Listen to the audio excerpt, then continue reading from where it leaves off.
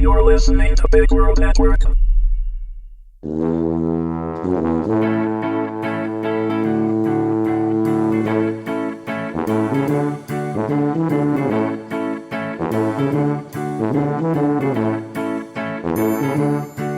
Average.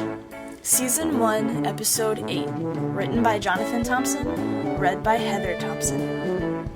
After sending me into a free fall and tricking a super into dragging me into an old school showdown, my dad was out of ideas. And I could tell because dinner was his thinking food. Mexican takeout. As I watched the mixture of cheese and grease ooze down his cartoonishly square jaw, I think I felt bad for my father for the first time. I thought about how frustrating it must be to him.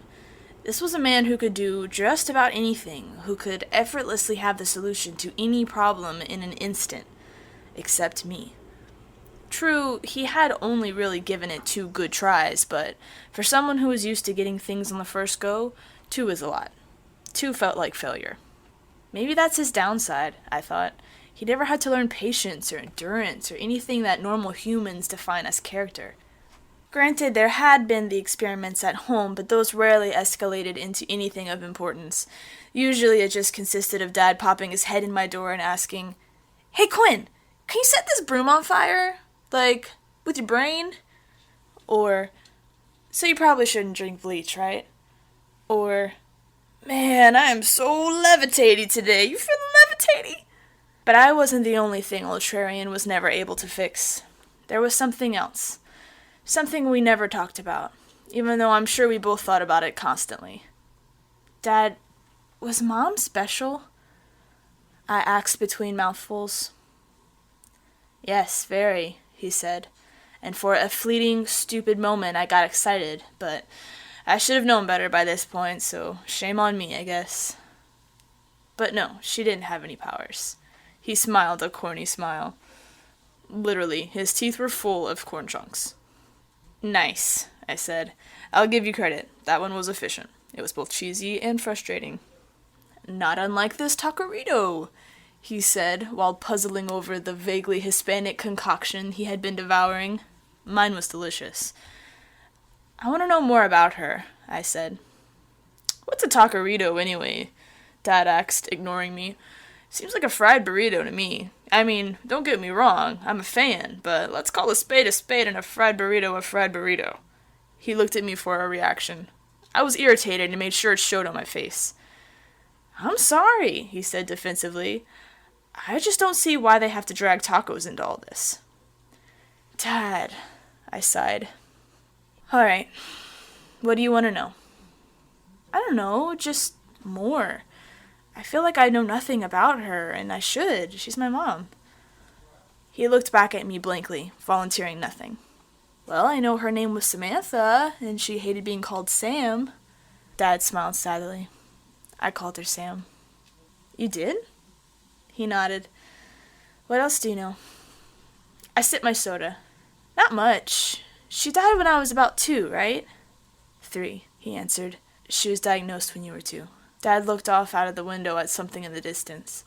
I knew better, though. He wasn't looking at anything. He just couldn't look at me. "Did she know about you, being super?" "Yeah, she did." "Before or after you got married?" "Way before," he said. "She wasn't worried or scared when she found out?" He smiled again. "No, Sam didn't get scared easily. She was all about helping people. And I guess she figured what better way to help people than to support a superhero. She knew I'd be fine." "Why don't you ever talk about her?" "'Cause I couldn't fix her." His voice was flat, and he still didn't look at me. "I can heal from anything. Never been sick in my entire life. Never dealt with anything I couldn't muscle my way through with some off-the-wall power. But I couldn't heal her." I tried to process this. The limits of my solve-all superhero father. I had never thought about what it must have been like for him to sit by and do nothing. To have nothing to do, to be powerless, to be human.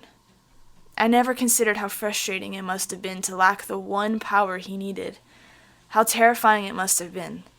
That situation would break anyone, but we all have to learn our limits. Have to learn at an early age that we can't win every battle. But we aren't superheroes. I realized that it wasn't my mother that he didn't like to talk about. It was his failure. His one and only failure. I wanted to extend myself emotionally. I genuinely did. I just couldn't. I mean, what do you say to that?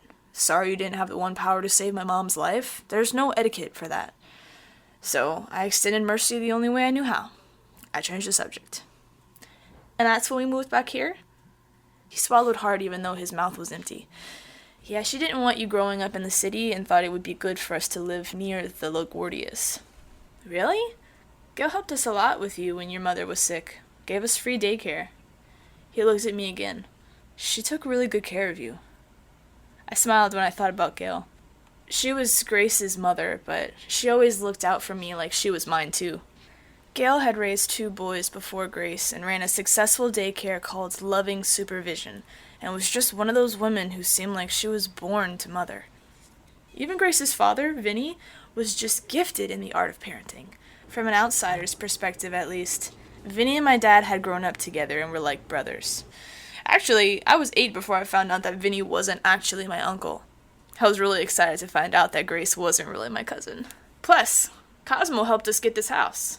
My smile faded with the mention of Cosmo, Grace's grandfather. I knew that he had been a huge influence on my father throughout his life, but I just could not stand that man.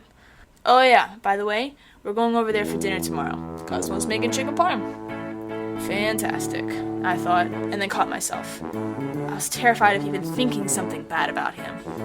And he wasn't that good of a cook, either.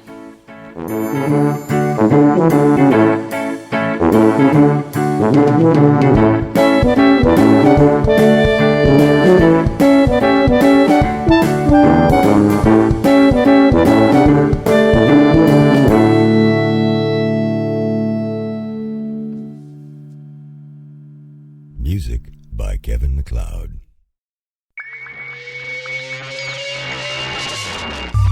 You're listening to Big World Network.